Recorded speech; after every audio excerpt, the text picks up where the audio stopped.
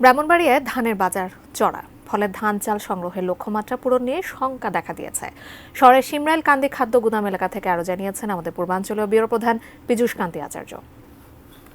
চট্টগ্রাম বিভাগের ১১টি জেলার মধ্যে ব্রাহ্মণবাড়িয়া জেলা থেকে সবচেয়ে বেশি ধান চাল সংগ্রহ করে থাকে জেলা খাদ্য বিভাগ।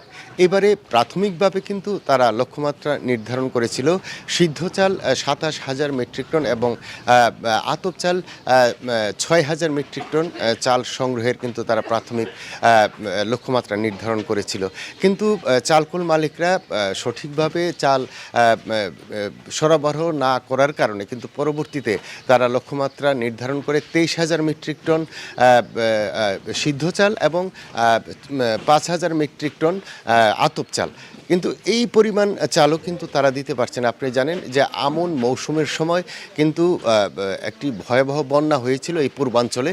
এই বন্যার কারণে কিন্তু ধানের ফলনও কম হয়েছিল। তারা কিন্তু সেই জন্যে চাল সংগ্রহ ঠিকভাবে করতে পারছে না।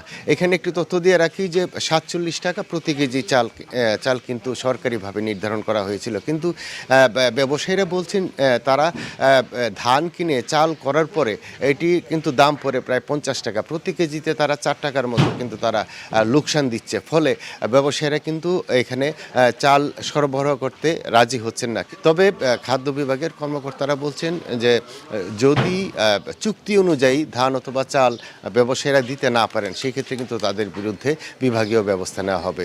তো এই ছিল আমার কাছে ব্রাহ্মণবাড়িয়া থেকে ধান চাল সংগ্রহের সর্বশেষ খবর।